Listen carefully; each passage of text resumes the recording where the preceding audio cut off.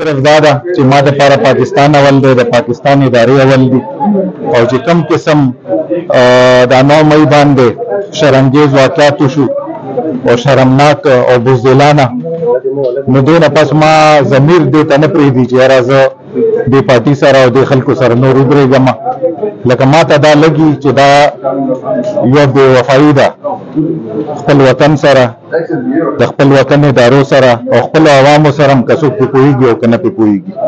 نو بس پارټي مې پرېښودله او نه د سیاست پروا کومه او نه د سیټانو پروا کومه، بس چې دا مې یو ارمان و چې دا کله نه 9 مئی دا کار شوی دی چې بی زه اولو کسانو کې شمه او زه دا احتجاج هم ریکارډ کړم او د دې مذمت هم وکړم، او چې دا کم ناقابل معافي جرمونه په 9 مئی باندې شوي دي او د دشمن سهولتکاري شوې ده، نو بس چې د دې خلاف زه ودرېږم او نن الله پاک سرخرو کړم هغې کې او ښه آزاد یم او داسې خوشحال یم چې زه نشم ویلی.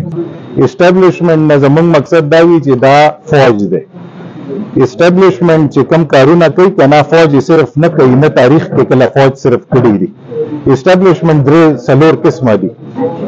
ملټري اسټابلیشمنټ بیل دی، یو منټ، جوډیشل اسټابلیشمنٹ بیل دی، اشرفیه ایلیټ اسټابلیشمنٹ پاکستان کې بیل دی. لکه ملک ریاض دومره طاقتور دی چې سیاستدانان جیب کې ګرځوي، د هغې نوم څوک نه اخلي. نو ما ته زه درته ویلی شم، حلفي هم درته ویلی شم چې په ما باندې د هېچا بوج نشته. ولې به په ما باندې بوج وي؟ زه به ولې د پی ټي آی نن دومره پاپولاریټي ده، نن پورې خو یې ده که نه، زه خو هغه اول کسانو کې یم. زه خپل 6,000-8,000 ووټ خپل حلقې کې ختموم.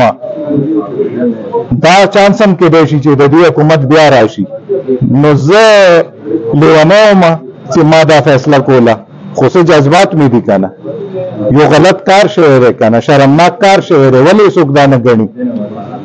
هغه کار در سره شوی دی چې که دا چېرته هندوستان کړی وی که نه، نو تا به کېدای شي نیوکلیر بامبنګ پې کړی و. که د ستا په GHQ هندوستان اټیک کړی و نو نیوکلیر وار به شروع کېدو که نه به شروع کېدو. نو چې خپل دې وکړو نو ته هغې ته نه ګورې. زما خو په زړه لګېدلی ده، خو داسې ده چې هغه به شخصیات هټ کول او دا کیسه ورو زیاتېدله.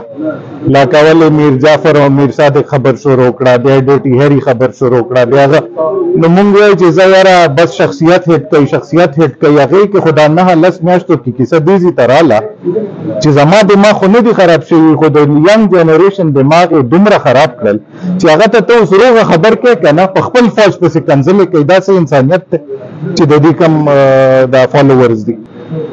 په دې نه چېړم چې دا موقع ما استعفا دې دپاره نه ده ورکړې چې زه وزارت نه خوا کړی یم. هغې نه 3 کاله پس هم زه دوی سره وم. کرپشن مې د چا بند کو، خو د افسرانو مې هم بند کو، د هغې نه چې به کوم سیاستدانانو ته تو دا هم بند کو، چپړاسي مې هم پرې نه ښودو. او عمران خان راته وایي چې ویې که، او بیا شاته چې وخت راغلی نو بیا سټانډ ختم کو، بیا لاړو رانه. زما قوم لکي مروت چې څومره خلک دي، که مروت دي، که بیټني دي، که خټک دي، که وزیر دي، که کونډیان دي، ټولو په ما باندې غیرت کړی دی. خاص کر مروت او بیټنو خو ډېر زیات کړی دی. ما دوی سره د الیکشن او د ووټ او د سیاست رشتې نشته، ما دوی سره د غیرت رشته ده، ما دوی سره د مینې رشته ده. ما له ووټ هم را کړی دی چې کله مې لانجې راغلي دي ټول نن اول دوی راته وزیه. نو زه دوی ته دا وایم چې ما نه همیشه دا توقع ساتئ او چې زه کم قدم علم هغې کې به د ستاسو خیر وي انشاءالله. د وطن خیر به وي پکې، د عوامو خیر به وي پکې، د ملک خیر به وي پکې. او دا غیرتي خلک دي. زه دوی ته دا وایم چې نن به په خپل وطن باندې، په خپل ادارو باندې به غیرت کوي. دا پارټیانې به هم راځي، خلک به هم راځي، خو غیرت به اول په هغه سړي کوي چې په تا غیرت کوي. نن ما دپاره مړېږي څوک، نن ما دپاره ډز څوک کوي، نن ما دپاره ګولۍ څوک خوري. چې کوم ما دپاره مرګ قبلې که نه، هغه دپاره به زه مړېږم. دا پښتو ده، دا مروتوالي ده، دا بیټنوالي ده. نو دې ته به انشاءالله تیاري ما سره شانه بشانه به ولاړي. مروتو نه زما دومره هیله ده که نه چې ضرورت شي که نه، په هندوستان به هم را سره خیږي او په اسرائیل به هم را سره خیږي. دا لا څه خبر ده.